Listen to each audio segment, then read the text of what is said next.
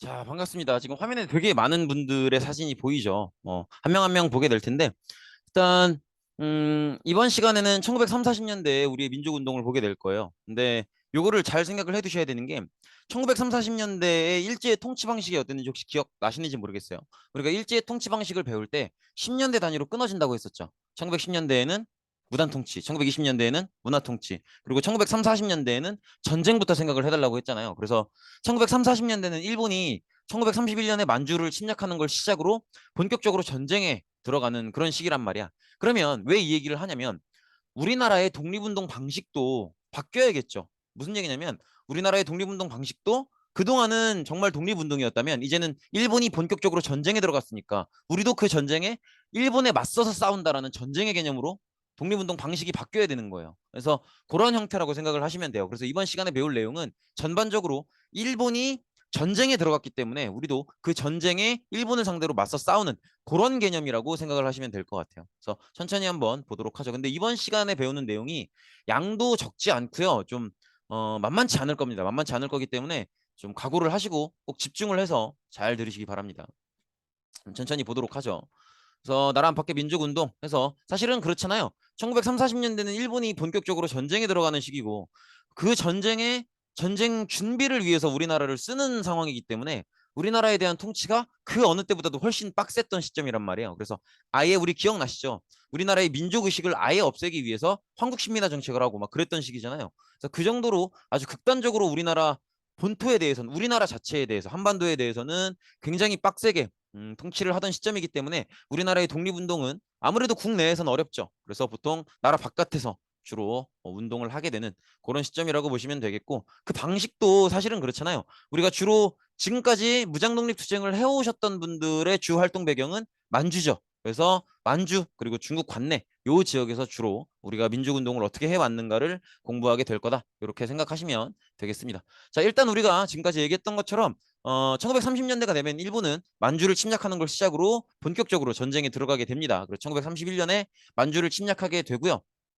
중국과 일본 간의 전쟁이 시작되는 거죠. 그래서 우리나라도 중국군이랑 연합해서 일제 저항을 하게 됩니다. 우리도 일본을 상대로 독립운동을 하고 있는 거고 중국도 일본의 침략을 받은 상황이기 때문에 일본이 우리와 중국의 공공의 적이 된다. 이렇게 생각하시면 되겠죠. 그래서 독립군과 중국군이 힘을 합쳐서 일제 저항을 하게 되고요. 이거 아마 기억나실 거예요. 우리 봉천간자 이후로 자유시 참변 이후로 이제 독립군들이 다시 결국에는 만주에서 독립운동을 해야 된다라고 생각을 해서 다시 만주로 돌아오죠. 돌아왔는데 사실은 자유시참변 때부터 이미 우리는 독립군들 간의 갈등이 있었잖아요. 그렇기 때문에 만주로 돌아와서도 이렇게 세 개의 부로 나눠지게 되죠. 참의부, 정의부, 신민부 이렇게 나눠지게 되는데 그래도 일본을 상대로 전쟁과 가까운 독립운동을 사실상 전쟁이지 그런 형태로 독립운동을 하려고 하는 거니까 그러면 우리도 이렇게 나눠져 있는 상태보다는 힘을 합치는 게 좋잖아요. 그렇기 때문에 이제 우리가 지난번에 배웠다시피 이 3부가 나름대로 하나의 단체로 힘을 합쳐보려고 노력을 했다라는 거죠. 그래서 하나의 단체로 힘을 합쳐보려고 노력을 한 걸 우리가 보통 뭐라고 불러요? 우리 그때 이미 이 용어를 봤었는데 민족 유일당 운동이다 이렇게 배웠었죠. 민족 유일당 운동. 민족 유일당 운동을 통해서 하나의 단체로 합치려고 해봤지만 어쨌든 서로 가진 생각이 다르단 말이에요. 그러니까 무슨 얘기냐면 독립에 대한 목적의식은 다들 똑같지만 이걸 어떻게 독립운동을 할 것인가 그리고 독립운동을 하기 위한 단체는 어떻게 구성하고 어떻게 운영할 것인가 이런 거에 대한 생각이 서로 조금씩 다르단 말이에요. 그래서 협의하고 노력하고 노력했다가 하나의 단체로 합치면 좋겠지만 하나의 단체로는 합치지 못하고 결국 두 개의 단체로 합쳐지게 되죠. 혁신의회, 국민부 이렇게 두 개의 단체로 합쳐지게 되는데 요게 이제 하나의 정당과 군대를 구성을 하게 돼요. 혁신의회에서는 지청천이 이끄는 한국독립당과 한국독립군을 구성하게 되고요. 한국독립당이 있고요. 그 당이 이끄는 군대가 한국독립군인 거예요. 그다음에 여기도 마찬가지예요.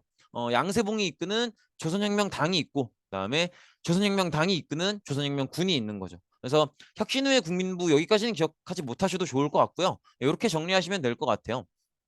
지금 사진에 왼쪽에 모자 쓰고 계신 분, 군복처럼 입고 계신 분이 지청천 선생님이시고요. 그다음에 오른쪽에 한복처럼 입고 계신 분이 양세봉 선생님이신데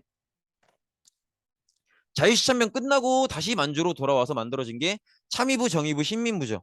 참의부, 정의부, 신민부가 민족유일당 운동을 통해서 하나의 단체를 만들려고 하나의 단체로 합쳐보려고 노력했지만 그게 안 됐고 결국에는 두 개의 단체로 정리가 된다. 그게 하나는 지청천이 이끄는 한국독립당 그리고 그 군이 한국독립군이었고 그 군대가 그리고 다른 하나는 양세봉 선생님이 이끄는 조선혁명당과 그 조선혁명당이 이끄는 조선혁명군 요렇게 구성이 됐다라고 생각하시면 될 것 같아요.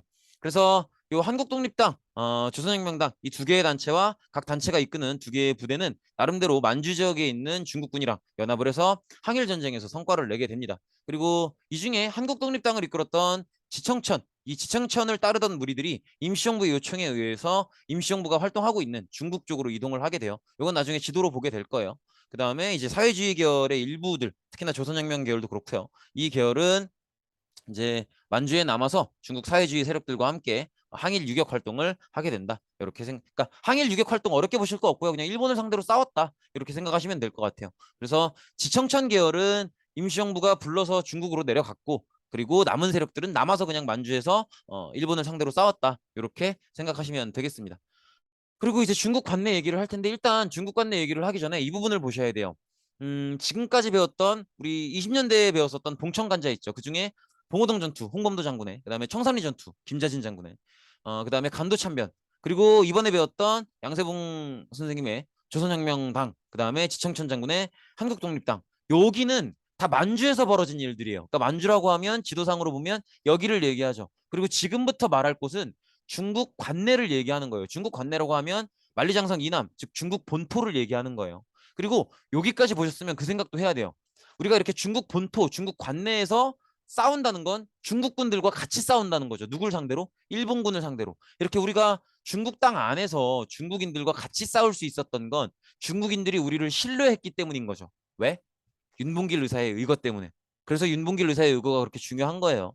이렇게 보시면 되겠고 어쨌든 중국 관내에 여러 가지 독립운동들을 볼 텐데 중일전쟁 이후에 우리가 처음 보는 인물이 아니죠. 김원봉이 중국 관내 독립군을 조직하게 됩니다. 근데 이게 무슨 의미냐면 보세요. 원래 김원봉이 이끌었던 독립운동 단체는 의열단이었죠. 이분이 김원봉 선생님이신데 의열단은 원래는 의열운동을 하는 단체였잖아요. 1919년에 조직이 됐었고 그래서 의열단의 활동 목적은 주로 요인을 암살하고 기관을 폭파하고 그런 거였죠. 근데 의열단이 조직됐던 시점은 1919년이에요. 그러니까 일본이 본격적으로 전쟁을 들어가는 게 1931년이니까 그 이전이라는 거지. 그래서 전쟁 이전이기 때문에 전쟁 상황이 아니기 때문에 의열단의 주 활동 목적은 요인 암살, 기관 폭파 이런 거가 돼요. 그런데 1931년에 만주 침략을 하고 그다음에 1937년에는 일본이 아예 중국 본토를 침략하면서 정말 대규모 전쟁을 시작하게 된단 말이에요. 이렇게 되니까 김원봉도 생각이 바뀌는 거예요. 아예 일본이 저렇게 아예 전쟁을 하는 상황이라면 우리도 활동의 방식을 바꾸는 게 좋지 않을까? 이렇게 요인 암살하고 기관 폭파하고 이런 거보다는 우리가 제대로 된 장교도 길러내고 병사도 길러내서 제대로 된 군부대를 만들어서 제대로 일본군과 전쟁을 치르는 게 더 적극적인 독립운동 아닐까? 그리고 다른 나라에 대해서도 만약에 일본이 중국이나 이런 나라들이랑 싸워서 패전을 하게 되면 우리가 본격적으로 군부대를 만들어서 일본을 상대로 싸운다라고 선전포고를 해버리면 그러면 일본이 만약에 진다면 우리는 승전국이 되는 거잖아요. 그걸 생각을 하는 거죠. 지금 일본이 우리만 상대로 싸우는 게 아니잖아요. 일본이 지금 중국과 싸우고 있는 건데 중국은 규모가 크니까 일본이 어떻게 될지 모르는 거잖아요. 그러면 우리가 중국이랑 같이 힘을 합쳐서 본격적으로 일본의 선전포고를 하고 전쟁을 하는 거라면 그리고 그 전쟁에서 일본이 진다면 우리도 승전국 라인에 들어가게 되는 거잖아. 그죠? 그렇기 때문에 그런 걸 생각해서 아예 방향을 요인 암살이나 기관 폭파가 아니라 아예 전쟁을 생각하게 되는 거죠. 그래서 이렇게 조선의용대를 새롭게 조직을 하게 됩니다. 그래서 활동 목적이 달라요. 기존의 의열단은 요인 암살 기관 폭파였지만 조선의용대는 본격적인 일본을 상대로 한 전쟁이 되는 거죠. 그래서 중국군이랑 같이 정보 수집, 포로신문, 후방교란 이런 전쟁 활동을 하게 되는 거예요. 그래서 기존의 의열단을 중심으로 만들어지긴 하지만 기존의 의열단과는 활동 목적이 다르다라는 걸 생각을 해 두셔야겠죠.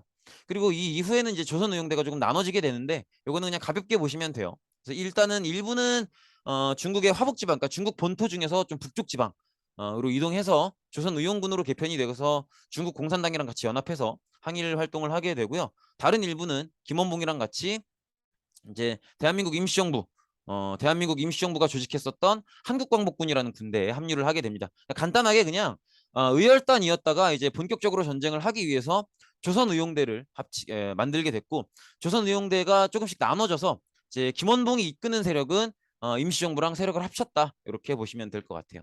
이렇게 보시면 되겠고, 그 다음에 대한민국 임시정부는 어떻게 활동을 했냐?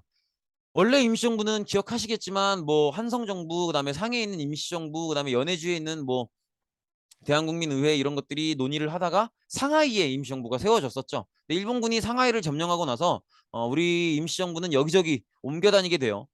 여기저기 옮겨 다니다가 되는 대로 옮겨 다니다가 충칭 혹은 중경에 정착을 하게 돼요. 요거 중경도 맞고 이게 중국어로 발음하면 충칭이에요. 충칭. 충칭도 같이 적어주세요. 어쨌든 중경, 충칭에 정착을 하게 됩니다. 어, 여기죠, 여기. 여기에 정착을 하게 돼요. 그렇고, 그리고 이제 임시정부가 우리가 아까 얘기했었잖아요. 만주에서 한국 독립군을 이끌고 있었던 지청천 장군을 불러들여서, 왜냐면 지청천이라는 인물이 굉장히 특이한 인물이에요. 이분은 일본이 만주에 설치했었던 만주사관학교를 졸업한 인물이에요. 그래서 일본이 가르치는 전문적인 군사 지휘, 군사 작전, 전략 수립 이런 걸 전문적으로 공부하신 분이에요. 근데 만주사관학교를 졸업하자마자 독립군으로 들어와요. 김구를 설득을 해서 내가 만주사관학교를 나오긴 했는데 나 진짜 독립운동 하고 싶고 나는 한국인이다. 내가 만주사관학교에 들어갔던 이유는 뭐냐면 우리가 싸울래도 제대로 싸워야 될 거 아니냐. 그냥 무조건 뜻만 가지고 뭐 독립 하나만 바라보고 싸울 수는 없는 거 아니냐. 전쟁을 할 때 어떤 작전을 어떤 상황에서 어떻게 수립하고 어떻게 진행해야 나가야 될지, 어떤 무기가 있을 땐 어떻게 써야 될지, 그 전문성이 있어야 제대로 싸울 수 있는 거다. 그걸 배우기 위해서 나는 비록 일본이 세운 학교지만 만주사관학교에 들어갔고, 그래서 만주사관학교에서 나는 정말 전문적으로 일본의 그 선진화된 전투를 준비하고 부대를 운영하고 무기를 운영하고 어떤 지형에선 어떤 전략을 짜서 어떻게 운영을 하고 뭐 부대 규모가 어떨 때일 땐 어떤 전략을 짜고 이런 걸 다 배워왔다. 그러니까 나를 믿어달라라고 해서 김구가 오케이 같이 해보자라고 해서 이제 그러니까 김구는 지청천의 어떤 군사 작전 이 분야에 대한 전문성을 믿었던 거죠. 그래서 지청천을 모셔와서 한국 광복군을 창설을 하게 됩니다. 그게 1940년이에요. 그러니까 요거를 보시면 지금 연도를 외워달란 말은 안 하지만 중일 전쟁이 본격적으로 치러지는 게 1937년이란 말이에요. 그러니까 임시정부도 빠르게 움직이는 거죠. 일본이 본격적으로 전쟁으로 들어갔으니까 김원봉이랑 똑같은 생각을 하는 거예요. 우리도 이제 그냥 독립운동이 아니라 일본을 상대로 선전포고를 하고 일본을 상대로 전쟁을 하고 있는 정부로 스스로를 정해버리면 나중에 일본이 패전하면 우리도 승전국이 된다라는 거지. 그래서 그걸 위해서 지청천을 모셔와서 한국 광복군을 창설하고 본격적으로 일본을 상대로 전쟁에 들어가게 되는 거죠. 그래서 이분이 아까 봤었던 지청천 장군이시죠. 그래서 임시정부는 김구를 주석으로 삼아서 조직을 재정비하게 되고요. 그리고 건국강령을 발표하게 되는데 이 건국강령이라고 하는 건 뭐냐면 이제 일제가 망하고 나면 우리는 우리의 나라를 세워야 될 거 아니에요. 그러면 우리의 나라는 어떤 가치관과 어떤 원칙을 가지고 운영해 나갈 것인가, 그걸 정한 게 건국강령이에요. 그래서 그 건국강령의 내용 안에는 정치, 경제, 교육만큼은 모든 사람들이 평등하게 누릴 수 있도록 그 균등을 추구하자 뭐 이런 내용들이 들어가 있는 거죠. 근데 뭐 정치, 경제, 교육의 균등 이런 걸 다 외워달라는 게 아니라 나름대로 건국강령을 발표해서 일제가 망한 이후에 독립 이후에 우리를 체계적으로 준비해 나갔다라는 걸 느껴달라는 거죠. 그래서 건국강령 정도를 기억해 주시면 돼요. 어쨌든 건국강령을 작성하신 분이 이분이세요. 조수왕 선생님이세요. 그래서 이렇게 사실 여기 보면은 이게 조수왕 선생님께서 직접 쓰신 글인데 삼균이라는 글이에요. 그래서 이 삼균주의라고 하는데 인균, 족균, 국균을 삼균주의라고 해요. 이거 기억하실 필요는 없어요. 근데 인간 평등, 그다음에 족균, 차별받는 민족이 있어서는 안 된다. 그다음에 차별당하거나 식민지배를 당하는 국가가 있어서는 안 된다. 이런 사상을 바탕으로 하는 게 삼균주의고, 그러면 인간 평등은 어떻게 이룰 것인가를 의논할 때 이걸 얘기하는 거예요. 정치, 경제, 교육에 있어서만큼은 일정한 균등을 이루도록 하자. 이런 걸 기본 개념으로 건국강령을 발표하게 되는 거죠.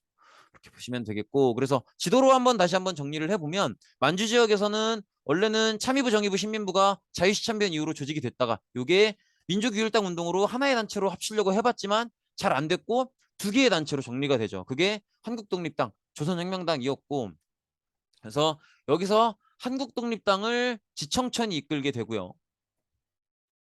그 다음에 조선혁명당을 양세봉이 이끌게 되는 거죠.